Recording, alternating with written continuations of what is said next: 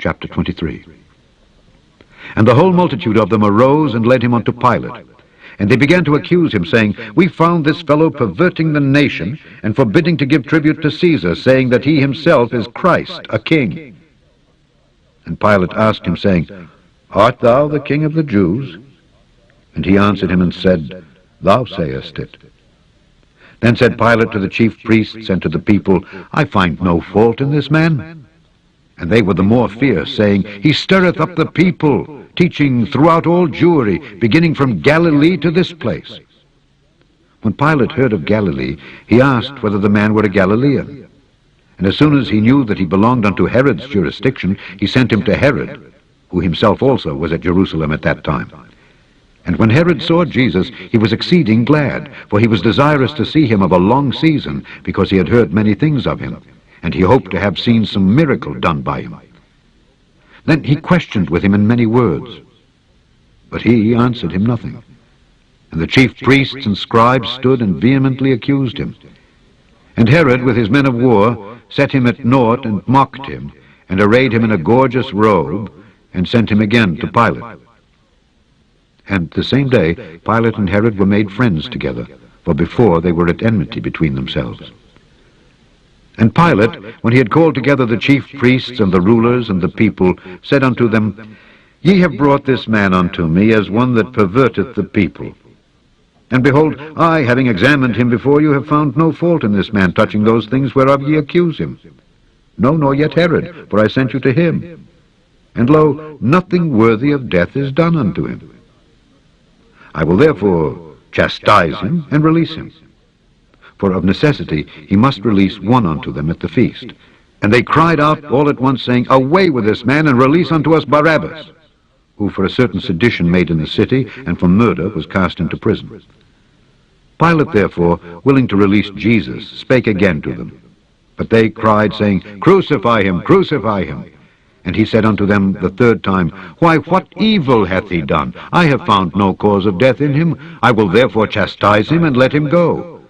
And they were instant with loud voices, requiring that he might be crucified. And the voices of them and of the chief priests prevailed. And Pilate gave sentence that it should be as they required. And he released unto them him that for sedition and murder was cast into prison, whom they had desired, but he delivered Jesus to their will. And as they led him away, they laid hold upon one Simon, a Cyrenian, coming out of the country, and on him they laid the cross, that he might bear it after Jesus.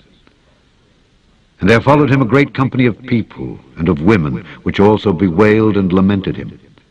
But Jesus, turning unto them, said, Daughters of Jerusalem, weep not for me, but weep for yourselves and for your children.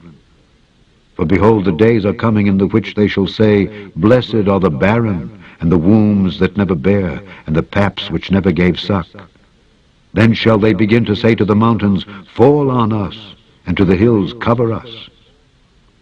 For if they do these things in a green tree, what shall be done in the dry? And there were also two other malefactors led with him to be put to death.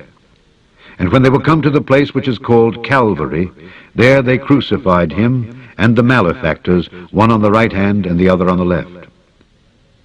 Then said Jesus, Father, forgive them, for they know not what they do. And they parted his raiment and cast lots. And the people stood beholding. And the rulers also with them derided him, saying, He saved others, let him save himself, if he be Christ, the chosen of God. And the soldiers also mocked him, coming to him and offering him vinegar, and saying, If thou be the King of the Jews, save thyself. And a superscription also was written over him in letters of Greek and Latin and Hebrew, This is the King of the Jews.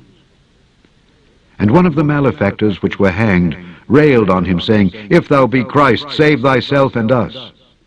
But the other answering rebuked him, saying, Dost not thou fear God, seeing thou art in the same condemnation?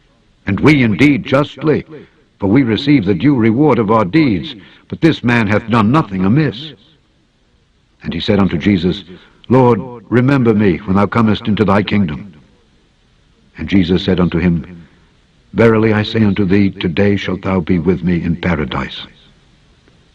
And it was about the 6th hour, And there was a darkness over all the earth until the 9th hour. And the sun was darkened, and the veil of the temple was rent in the midst. And when Jesus had cried with a loud voice, he said, Father, into thy hands I commend my spirit. And having said thus, he gave up the ghost. Now when the centurion saw what was done, he glorified God, saying, Certainly this was a righteous man. And all the people that came together to that sight, beholding the things which were done, smote their breasts and returned. And all his acquaintance, and the women that followed him from Galilee, stood afar off, beholding these things. And behold, there was a man named Joseph, a counselor, and he was a good man and a just. The same had not consented to the counsel and deed of them. He was of Arimathea, a city of the Jews, who also himself waited for the kingdom of God. This man went unto Pilate and begged the body of Jesus. And he took it down and wrapped it in linen, and laid it in a sepulchre that was hewn in stone, wherein never man before was laid. And that day was the preparation, and the Sabbath drew on. And the women also which came with him from Galilee followed after, and beheld the sepulchre, and how his body was laid. And they returned, and prepared spices and ointments, and rested the Sabbath day according to the commandment.